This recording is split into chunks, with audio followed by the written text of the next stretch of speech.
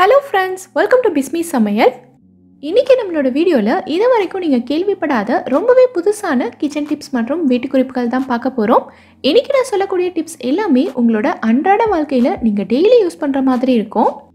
என்னென்ன டிப்ஸ்னு பார்க்கிறதுக்கு முன்னாடி நீங்க நம்மளோட வீடியோவை இப்பதான் ஃபர்ஸ்ட் டைம் பார்க்கறீங்கன்னா நம்மளோட பிஸ்மி சமையலுக்கு சப்ஸ்கிரைப் பண்ணுங்க. நம்ம சேனல்ல ஏற்கனவே கிச்சன் டிப்ஸ் மற்றும் வீட்டு குறிப்புகள் பத்தி நிறைய வீடியோஸ் போட்டிருக்கோம். அந்த வீடியோஸையும் நீங்க செக் பண்ணி பாருங்க. இப்போ நம்ம ஃபர்ஸ்ட் டிப் என்னங்கிறத பார்க்கலாம். நம்ம வீடியோஸ்லேயே சப்பாத்தி நல்ல சாஃப்டாக வர்றதுக்கு நான் உங்களுக்கு நிறைய டிப்ஸ் சொல்லியிருக்கேன்.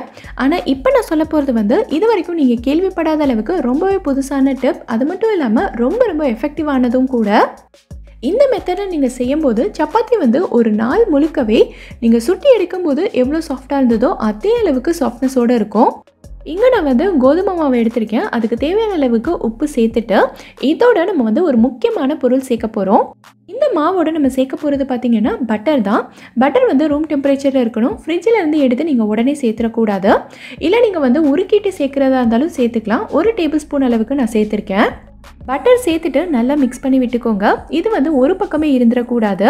மாவோட எல்லா பக்கமும் நல்லா மிக்ஸ் ஆகிற மாதிரி கையில் இந்த மாதிரி உதுத்து விட்டு மிக்ஸ் பண்ணிக்கோங்க. இப்போ இதோட தண்ணி சேர்த்து நீங்கள் எப்போவுமே சப்பாத்திக்கு பிசைகிற மாதிரி பிசைஞ்சு எடுத்துக்கோங்க. பட்டர் சேர்த்துருக்கிறதுனால மாவே பார்த்தீங்கன்னா அவ்வளோ சாஃப்டாக இருக்கும். இது 20 நிமிஷத்துக்கு நல்லா ஊறட்டும். 20 நிமிஷம் ஊறிச்சுன்னா மாவு இன்னும் சாஃப்டாகும். அதுக்கப்புறமா நம்ம எப்பயும் போல் சப்பாத்தி சுட்டுக்கலாம். பொதுவாகவே சப்பாத்தி நம்ம லஞ்ச் பாக்ஸில் பேக் பண்ணி கொடுக்கும்போது சாப்பிட்ற நேரத்துலேயும் பார்த்திங்கன்னா ரொம்ப ஹார்டாயிடும். ஆனால் இந்த மெத்தடில் செய்கிற சப்பாத்தி நீங்கள் வெளியூருக்கு போகிறீங்க, ஒரு 10 மணி நேரம் 12 மணி நேரம்லாம் உங்களுக்கு ட்ராவல் இருக்குது அப்படின்னா இந்த மெத்தடில் நீங்கள் செஞ்சு எடுத்துகிட்டு போகலாம். இந்த சப்பாத்தி எவ்வளோ நேரம் ஆனாலும் அவ்வளோ சாஃப்டாக இருக்கும். இந்த டிப் உங்களுக்கு ரொம்பவே யூஸ்ஃபுல்லாக இருக்கும்னு நினைக்கிறேன். யூஸ்ஃபுல்லாக இருந்ததுன்னா வீடியோவை லைக் பண்ணிவிட்டு நம்ம சேனலை சப்ஸ்கிரைப் பண்ணிக்கோங்க. இப்போ நம்ம அடுத்த டிப் என்னங்கிறத பார்க்கலாம். நம்ம வீட்டில் காரக்குழம்பு, மீன் குழம்பு இந்த மாதிரி புளி சேர்த்து வைக்கிற குழம்பு வகைகளுக்கெல்லாம் ஒரு சில நேரங்களில் நம்மளே அறியாமல் குழம்புல புளி கொஞ்சம் அதிகமாக சேர்த்துருவோம். குழம்புல புளிப்பு அதிகமாகிடுச்சுன்னா வீட்டில் இருக்க குட்டீஸும் சரி பெரியவங்களும் சரி சுத்தமாக சாப்பிடவே மாட்டாங்க. காரம் அதிகமானால் கூட நம்ம கொஞ்சமாக குழம்பு ஊற்றிட்டு சாப்பிட்றலாம். ஆனால் புளி அதிகமாகிடுச்சுன்னா சுத்தமாக சாப்பிடவே முடியாது. குழம்பு நமக்கு ஃபுல்லாக வேஸ்ட் ஆகிற மாதிரி இருக்கும். ஸோ அந்த மாதிரி நேரங்களில் இந்த புளிப்பை எப்படி பேலன்ஸ் பண்ணுறதுன்னு தான் பார்க்க போகிறோம். நம்ம வீட்டில் இருக்கிற வெல்லம் ஒரு சின்ன பீஸ் அளவுக்கு எடுத்துக்கோங்க. அதுக்காக ரொம்ப அதிகமாக வெல்லம் சேர்த்துடக்கூடாது. இந்த அளவுக்கு ஒரு சின்ன பீஸ் எடுத்தாலே போதும். இதை குழம்பு நல்லா கொதிச்சதுக்கப்புறமா நீங்கள் இறக்க போகிற நேரத்தில் குழம்புல சேர்த்துட்டு நல்லா கொதிக்க வச்சுருங்க. வெல்லம் சேர்க்கறதுனால குழம்பு இனிப்பாக இருக்குமோன்னெல்லாம் நீங்கள் யோசிக்கவே வேண்டாம். கண்டிப்பாக இருக்காது. வெல்லம் இந்த குழம்புல இருக்க புளிப்பை நல்லா பேலன்ஸ் பண்ணி கொடுக்கும். அது மட்டும் இல்லாமல் வெல்லம் சேர்க்கறதுனால இந்த குழம்போட டேஸ்ட்டுமே உங்களுக்கு இன்னும் சூப்பராக இருக்கும். இனி குழம்புல புளிப்பு அதிகமாகிடுச்சுன்னா கொஞ்சம் கூட டென்ஷனாகவே வேண்டாம். இதே மெத்தடில் நீங்கள் சரி பண்ணிக்கலாம். இப்போ நம்ம அடுத்த டிப் என்னங்கிறத பார்க்கலாம். நம்ம வீட்டில் முட்டைக்கோஸ் பொரியல் பண்ணோன்னா பொதுவாகவே வீட்டில் இருக்கிற குட்டீஸ் எல்லாம் இதை விரும்பி சாப்பிட மாட்டாங்க. குட்டீஸாக இருந்தாலும் சரி பெரியவங்களாக இருந்தாலும் சரி இது மதிய சாப்பாடுக்கு சாப்பிட்றதே பெரிய விஷயம்தான். ஆனால் இந்த முட்டைக்கோஸ் பொரியல் மதியம் கொஞ்சம் மீதமாயிருச்சு. இதை நைட்டுக்கு கொடுத்தா கண்டிப்பாக யாருமே சாப்பிட மாட்டாங்க. ஆனால் ஒரு ஆள் சாப்பாடுக்கு வச்சு சாப்பிட்லாம், அவ்வளோ இருக்குது. இதை நம்ம வேஸ்ட் பண்ணவும் முடியாது. இதில் நான் கொஞ்சமாக மஞ்சள் தூளும் ஒரு 1/2 டீஸ்பூன் அளவுக்கு மிளகுத்தூள் அப்புறம் கொஞ்சமாக உப்பு சேர்த்துக்கிறேன். கூடவே 2 முட்டையை உடைச்சி சேர்த்துக்கிறேன். அப்புறம் கொஞ்சமாக பொடியாக கட் பண்ண மல்லியில சேர்த்துட்டு இதை நல்லா மிக்ஸ் பண்ணி விட்டுக்கலாம். ஸ்பூன் வச்சு மிக்ஸ் பண்ணுறதை விட இந்த மாதிரி ஒரு ஃபோர்க் வச்சு நல்லா அடிச்சிட்டிங்கன்னா ஈஸியாக கலந்துடலாம். அது மட்டும் இல்லாமல் ஃபோர்க் வச்சு அடிக்கும்போது முட்டை நமக்கு நல்லா ஃப்ளஃபியாக வரும். இந்த அளவுக்கு நொர பொங்க நல்லா அடித்ததுக்கப்புறமா ஒரு பேனை சூடு பண்ணிவிட்டு அதில் நான் கொஞ்சமாக பட்டர் சேர்த்துருக்கேன். உங்களுக்கு பட்டர் சேர்க்க விருப்பம் இல்லைன்னா நீங்கள் எப்பவும் போல் குக்கிங் ஆயிலே சேர்த்துக்கலாம். இந்த மாதிரி நம்ம செஞ்சு கொடுக்கும்போது இதில் முட்டைக்கோஸ் சேர்த்துருக்கோங்கிறதே தெரியாது. அவ்வளோ சாஃப்டாக இருக்கும். வீட்டில் இருக்க குட்டீஸ்லேருந்து பெரியவங்க வரைக்கும் எல்லாரும் விரும்பி சாப்பிடுவாங்க. இதில் உங்களுக்கு இன்னும் காரம் வேணும்னா நீங்கள் பச்சை மிளகாயை கட் பண்ணி சேர்த்துக்கலாம். அப்படி இல்லைன்னா கொஞ்சமாக மிளகாய் தூள் கூட சேர்த்துக்கலாம். இது கொஞ்சம் திக்காக இருக்கிறதுனால நீங்கள் எப்பயும் போல் தோசை கரண்டி வச்சு திருப்பி போட்டிங்கன்னா கண்டிப்பாக பிஞ்சிடும். ஸோ இதை திருப்புறதுக்கு இந்த மாதிரி ஒரு மூடி எடுத்துக்கோங்க. பேனை கையில் தூக்கிட்டு லைட்டாக இந்த மூடியில் சாய்ச்சிக்கனாலே ஈஸியாக வந்துடும். இப்போது அதே பேனை வச்சு மூடிட்டு கையில் பிடிச்சிருக்க மூடியை தலைகீழ திருப்பினீங்கன்னா ஈஸியாக வேலை முடிஞ்சிடும். கொஞ்சம் கூட பியாமல் அவ்வளோ சூப்பராக வரும். முட்டைக்கோஸில் மட்டும்தான் நீங்கள் இதே மாதிரி செய்யணும்னு கிடையாது. இந்த பொரியல் உங்களுக்கு மீதமாயிருச்சுனாலும் நீங்கள் இதே மாதிரி ட்ரை பண்ணலாம். வீட்டில் இருக்கிற எல்லாரும் விரும்பி சாப்பிடுவாங்க. இந்த டிப் உங்களுக்கு ரொம்பவே யூஸ்ஃபுல்லாக இருக்கும்னு நினைக்கிறேன். கண்டிப்பாக ட்ரை பண்ணி பாருங்கள். நம்ம வீட்டில் பிரெட்டு டோஸ்ட் பண்ணும்போதோ இல்லை சாண்ட்விச் பண்ணும்போதோ பார்த்திங்கன்னா நம்ம வந்து தோசைக்கல்லில் செய்கிறோன்னா பிரெட்டு ஃபுல்லாகவே நமக்கு நல்ல ஈவனாக குக் ஆகாது. பிரெட்டோட நடுவில் மட்டும் ப்ரௌன் கலரில் நல்ல கிறிஸ்பியாக இருக்கும். ஆனால் சுற்றி இருக்கிற இடமெல்லாம் பார்த்திங்கன்னா சரியாக டோஸ்ட் ஆகாமல் ரொம்ப சாஃப்டாக இருக்கும். அது மட்டும் இல்லாமல் நம்ம சாண்ட்விச் எல்லாம் பண்ணுறோன்னா கடையில் வாங்குகிற சாண்ட்விச் மாதிரி 2 பிரெட்டும் ஒன்றோடு ஒன்று ஒட்டி இருக்காது. உள்ளே இருக்க ஸ்டஃபிங் தனியாக பிரெட்டு தனியாக ஈஸியாக பிரிஞ்சு வந்துடும். அந்த மாதிரி ஆகாமல் பிரெட்டு ஃபுல்லாகவே உங்களுக்கு ஈவனாக குக் ஆகணும்னா அடிப்பகுதி ஃப்ளாட்டாக இருக்கிற மாதிரி ஒரு சின்ன பாத்திரம் எடுத்திருக்கேன். இதில் வந்து நம்ம கொஞ்சமாக தண்ணி பிடிச்சி இந்த பிரெட்டுக்கு மேலே வச்சிடலாம். இந்த மாதிரி நம்ம மேலே வெயிட் வைக்கும்போது உள்ளக்க இருக்க ஸ்டஃபிங்கும் பிரெட்டும் ஒன்றோட ஒன்று நல்லா ஒட்டிக்கும். அதுக்கப்புறமா பிரியாது. பிரெட்டும் பார்த்திங்கன்னா நமக்கு நல்ல ஈவனாக குக் ஆகும். ஹீட்டும் உள்ள வரைக்கும் போய் ஸ்டஃபிங்கும் நமக்கு நல்லா மெல்ட் ஆகும். இனி சாண்ட்விச் பண்ணும்போது நீங்களும் இதே மெத்தடில் ட்ரை பண்ணி பாருங்கள். ரொம்பவே யூஸ்ஃபுல்லாக இருக்கும். இந்த சாண்ட்விச்சை நீங்கள் பேக் பண்ணி ஆஃபீஸ்க்கெல்லாம் எடுத்துகிட்டு போகிறீங்க அப்படின்னா இதை நம்ம லஞ்ச் பாக்ஸில் வச்சு பேக் பண்ணும்போது கொஞ்சம் நேரத்திலேயே சாண்ட்விச் வந்து ரொம்ப சாஃப்டாக ஒரு மாதிரி சொதனாயிரும். சாப்பிட்றதுக்கே அந்தளவுக்கு நல்லா இருக்காது. ஸோ இதை வந்து நம்ம ஒரு ஃபாயிலில் வச்சு ரேப் பண்ணும்போது ரொம்ப நேரத்துக்கு நல்ல கிறிஸ்பியாகவே இருக்கும். இதுக்கு நான் எடுத்துருக்கிறது பார்த்திங்கன்னா ஆடி யூனிராப்ஸோட பேப்பர் ஃபாயில் தான். ஃபாயில்னால் நீங்கள் நினைக்கிற மாதிரி அலுமினியம் ஃபாயில் கிடையாது. இது வந்து பேப்பர் ஃபாயில், ஆர்கானிக், அது மட்டும் இல்லாமல் ஈக்கோ ஃப்ரெண்ட்லி. இது வந்து அவன் சேஃப். இந்த சாண்ட்விச்சை நம்ம அப்படியே பேப்பரோடையே அவனில் வச்சு சூடு பண்ணிக்கலாம். சாண்ட்விச்சும் நமக்கு ரொம்ப கிறிஸ்பியாக இருக்கும். இப்போ நம்ம அடுத்த டிப் என்னங்கிறத பார்க்கலாம். அடுத்தது வந்து ஒரு க்ளீனிங் டிப் தான். நிறைய பேர் வந்து நம்ம வீடியோவோட கமெண்ட்ஸில் கேட்டுக்கிட்டே இருக்கீங்க, உங்கள் அடுப்பு வந்து எப்போவுமே நல்ல க்ளீனாக பளிச்சுன்னு இருக்கே, எப்படி மெயின்டைன் பண்ணுறீங்கன்னு சொல்லுங்கன்னு. ஸோ அதுக்கான டிப் தான். இந்த அடுப்பை க்ளீன் பண்ணுறதுக்காக நான் பெருசாக வேறு எந்த க்ளீனிங் லிக்விடும் வாங்குறது கிடையாது. ரொம்ப சிம்பிளாக இது எப்படி க்ளீன் பண்ணுவேங்கிறத நான் உங்களுக்கு சொல்கிறேன். நம்ம வீட்டில் பாத்திரம் கழுவுறதுக்கு யூஸ் பண்ணுவோம் ஸ்க்ரப்பர், அதுதான் எடுத்திருக்கேன். இதை வந்து நான் அடுப்பு க்ளீன் பண்ணுறதுக்காகவே தனியாக வச்சுருப்பேன். இதை வச்சு நான் பாத்திரம் கழுவ மாட்டேன். இந்த ஸ்க்ரப்பரில் நம்ம வீட்டில் இருக்கிற ஏதாவது ஒரு டூத் பேஸ்ட் கொஞ்சமாக சேர்த்துக்கலாம். கூடவே நம்ம பாத்திரம் கழுவுறதுக்கு யூஸ் பண்ணுவோம்ல லிக்விட், அதுவும் வந்து கொஞ்சமாக சேர்த்துக்கிறேன். இப்போ இந்த ஸ்பாஞ்சை லைட்டாக தண்ணியில் நனைச்சிட்டு நல்லா தேய்ச்சி விட்டுறலாம். இந்த மாதிரி நம்ம டூத் பேஸ்ட் வச்சு தேய்க்கும் போதே அடுப்பு வந்து நல்லா பளிச்சுன்னு வந்துடும். நம்ம அழுத்தி தேய்க்கணுங்கிற அவசியம் கூட கிடையாது. லைட்டாக தேய்ச்சாலே போதும். இதில் இருக்கிற எண்ணெய் பிசுக்கு கரை எல்லாமே உங்களுக்கு ஈஸியாக கலண்டு வந்துடும். நிறைய பேர் வந்து ஸ்டீல் ஸ்க்ரப்பர் வச்சு தேய்ப்பாங்க. அப்படி தேய்க்கும் போது ஃபஸ்ட்டு வந்து உங்களுக்கு எந்த டிஃப்ரென்ஸும் தெரியாது. ஆனால் நாளாக பார்த்தீங்கன்னா அடுப்பில் நிறைய ஸ்க்ராச்சஸ் விழுது, பார்க்குறதுக்கே நல்லா இருக்காது.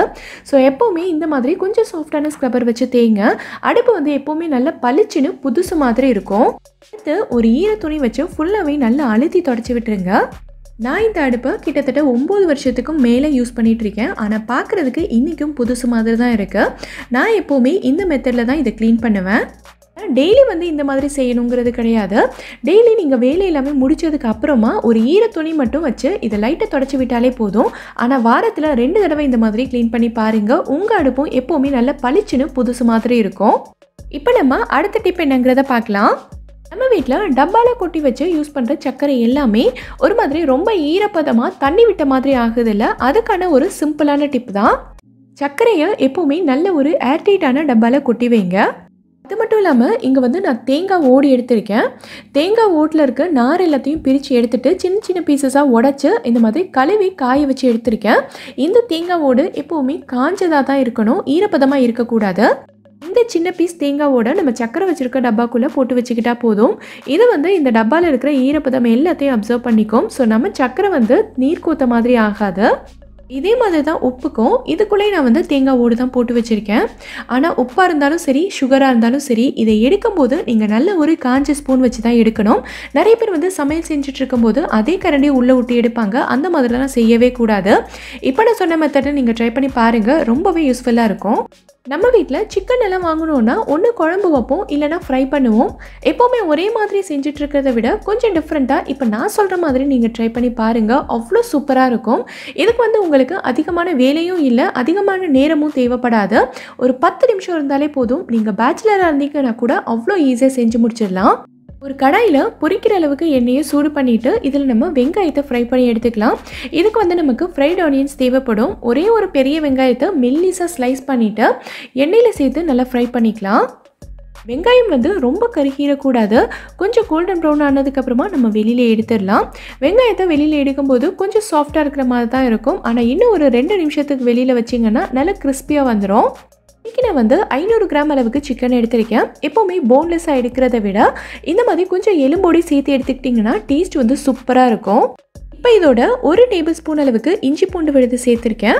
கூடவே 1/4 டீஸ்பூன் அளவுக்கு மஞ்சள் தூள். இது கூட நான் வந்து 1 டீஸ்பூன் அளவுக்கு மிளகாய் தூள் சேர்த்துக்கிறேன். மிளகாய் தூள் வந்து உங்கள் காரத்துக்கு ஏற்ற மாதிரி சேர்த்துக்கோங்க.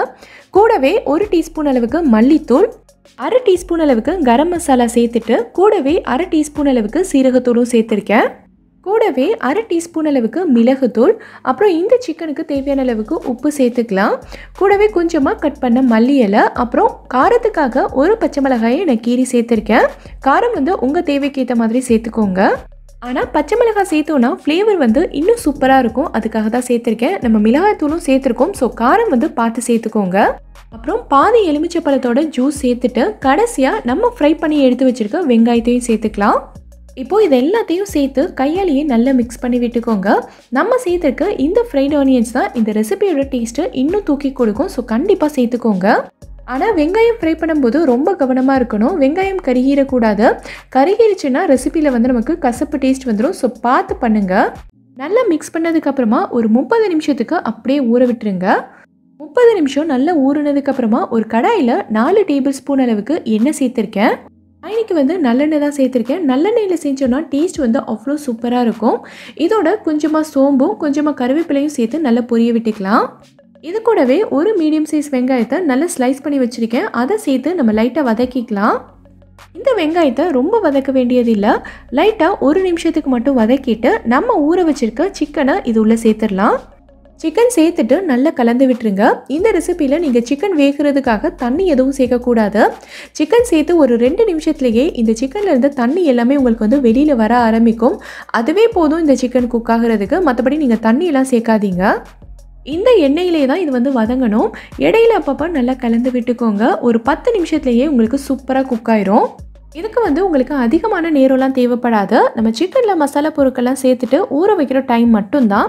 மற்றபடி ரொம்ப ஈஸியாக செஞ்சு முடிச்சிடலாம். இடையில நல்லா கலந்து விட்டு எண்ணெயிலேயே நல்ல சுருள வதக்கிக்கோங்க. சிக்கன் வந்து நல்லா குக் ஆனதுக்கப்புறமா நம்ம சேர்த்த எண்ணெய் எல்லாமே பிரிஞ்சு வர ஆரம்பிக்கும். அந்த ஸ்டேஜில் நீங்கள் கடைசியாக கொஞ்சமாக கொத்தமல்லி இலை சேர்த்து நல்லா கலந்து விட்டதுக்கப்புறமா ஸ்டவ் ஆஃப் பண்ணிக்கலாம். அவ்வளோதான், சூப்பரான சிக்கன் சுக்கா ரெடி ஆயிடுச்சு. இது வந்து சாதம், சப்பாத்தி, பரோட்டா கூடலாம் வச்சு சாப்பிட்றதுக்கு அவ்வளோ சூப்பராக இருக்கும். நீங்கள் பேச்சுலராக இருந்தால் கூட ரொம்ப ஈஸியாக செஞ்சு முடிச்சிடலாம். ரொம்ப சிம்பிளாக சூப்பராக இருக்கும். கண்டிப்பாக ட்ரை பண்ணி பாருங்கள். இந்த வீடியோவில் நான் சொல்லியிருக்க டிப்ஸ் எல்லாமே உங்களுக்கு ரொம்பவே யூஸ்ஃபுல்லாக இருக்கும்னு நினைக்கிறேன். எந்த டிப் உங்களுக்கு ரொம்ப யூஸ்ஃபுல்லாக இருந்ததுங்கிறத கீழே இருக்க கமெண்ட்டில் எனக்கு சொல்லுங்கள்.